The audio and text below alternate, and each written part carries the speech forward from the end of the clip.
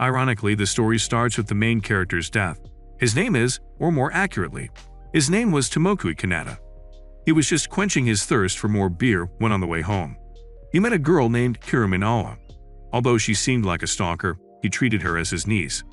Things escalated quite quickly when suddenly, Aoi stabbed his body repeatedly. His supernatural abilities went futile when she cut him with a B-rank electrified knife, known as Menakaruri. Right there and then, he was convinced that he definitely died at that moment. When he opens his eyes, an ugly green-skinned man welcomes his sight. Shortly after, he notices that he's surrounded by tiny, hideous babies of the same color. It hit him. He shares the same features with them. This could only mean one thing. He's been reborn as a lowly goblin. It was just his third day when things kept getting more and more strange. He realizes that he has grown to the size of a school kid. His curiosity kicks in, and he pushes his body to the limits until he reaches exhaustion. The next day, his new life surprises him even more. As a newborn, he was instructed to find his own food. Meanwhile, he meets a fellow goblin named Kichi, who he shares the same age with. Together, they go further into the forest. In the middle of their hunting, he remembers finding himself inside a cave where he saw a group of women lying helpless on the ground. Apparently, the goblins reproduce by impregnating these innocent humans. The revelation was too much for him, knowing that his mother might be one of them. In no time, they finally find prey in the form of a horned rabbit. Through his strategy, they successfully manage to secure the kill, until suddenly, he hears a strange voice inside his head. Goblin Rue has obtained small animal horn. That is when he realizes that Tomoki Kanata is dead and gone. He goes by the name Rue now. Say hello to Gaburo. With Kichi, Rue continues to hunt in the woods. He obtains an even larger horn from the rabbit and learns the ability Escape. The latter comes with the realization that after his reincarnation as a goblin, he retains one of his abilities when he was an Esper. That is the consumption-absorption ability. By consuming whatever he wishes to eat, he absorbs the special powers associated with it. Kichi looks up to him now alongside the other newborns who are weak, timid, and stupid. This includes Mai, who actually ends up teaming up with them in the long run. After a strategy meeting, the three goblins go on a hunting spree. Through their teamwork, they caught a number of new prey and used their parts in making armor and weapons. One of which includes armored tenuki, where Rue learns grow armored shell. After the 7-colored bat that was consumed by Mai, he devours the main course, the Night Viper. He instantly feels his abilities go up as the snake's poisonous venom will come in handy when used with a pointed weapon. Rue leads the handcrafting of weapons when suddenly Grandpa Goblin shows up out of nowhere. He then reveals that what lies outside the forest is a total pandemonium, and only the strongest survive. While hunting, the group encounters other monsters. However, at their current level, they'd avoid dealing with them for their own safety. It has come to their knowledge that levels are basically the measure of one's individual strength. Rue stands with a score of 86, while Kichi and me possess levels of 78 and 55, respectively. As per Grandpa, the maximum level is 100. He added that even if a goblin manages to reach this number, it's no use against the hobgoblin and the ogre. On the other hand, there is a possibility to rank up to higher species through the rank-up system. Concerning the usual route of evolving, there are variations where a hobgoblin can become a lord skilled in weaponry, which is the closest to the humans, or a ghoul who eats corpses and even souls. Meanwhile, an ogre can transform into an intelligent vampire, who obviously drinks blood, or a powerful minotaur with a high recovery rate. Rue finds himself wondering what path of evolution should he take when the time comes. The group's hunting spree continues. Despite the threats, Rue constantly saves everyone by utilizing the presence sensor and snake eyes he obtained from the Night Viper alongside the crafted armors. He further takes on another set of abilities from eating the bats. One night, 6 goblins attack Rue while he's asleep. It was all thanks to his absorbed abilities that he was left unscathed. However, he unintentionally kills one of his attackers with lethal venom. All the rest heal with mild poison. Later that night, he secretly eats his own kind. The next morning, they find a new prey with a pig's face. It was an orc. It did not take a while until they turned the battle in their favor. And just like that, Rue gains another set of abilities. After what happened last night, the attackers of Rue became his underlings.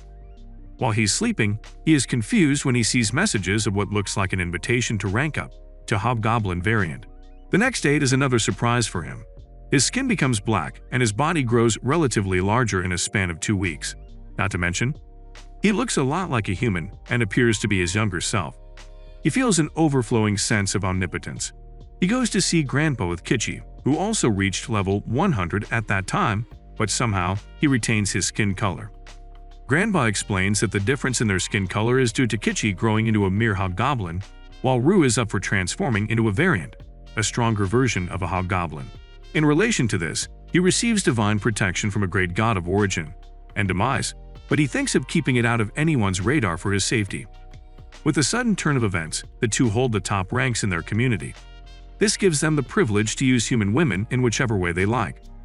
After sparring with each other, the tandem decides to fight the monsters they avoided before, while Mai stays on the lookout. They come across kobolds who give them a hard time, but in the end, the monsters succumb to their deaths. As usual, Rue takes delight in eating his prey to his benefit. He even consumes a firestone and learns pyrokinesis. With all the skills and special abilities that Rue possesses, the rest of the goblins ask for his help.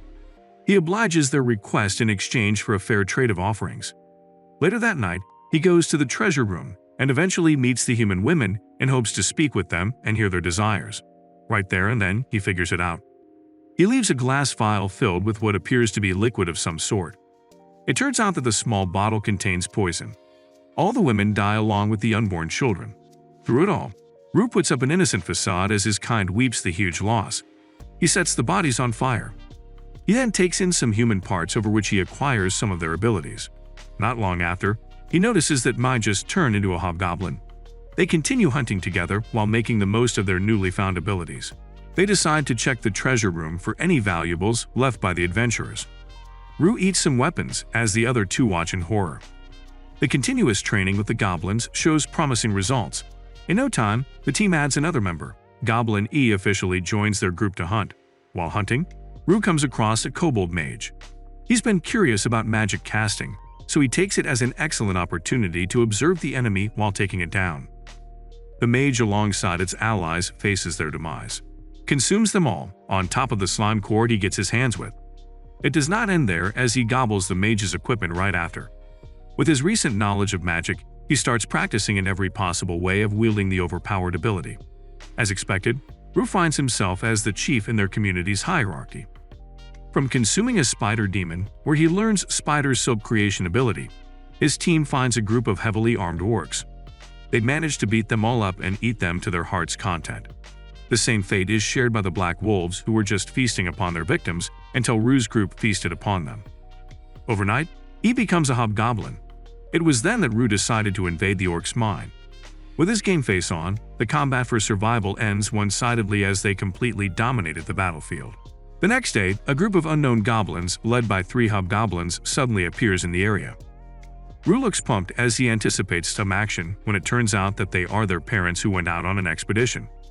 The 5 human women, all tied up, immediately caught his attention. At that moment, he had one thing on his mind.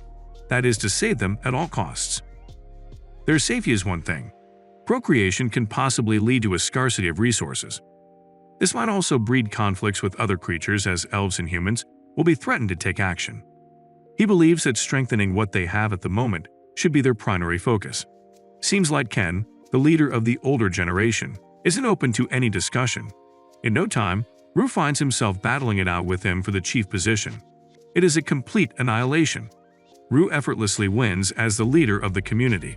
He calls the shots and no one is allowed to lay a finger on any of the women.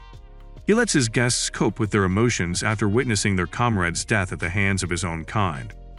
After talking things out with the humans, Rue assigns each of them a job.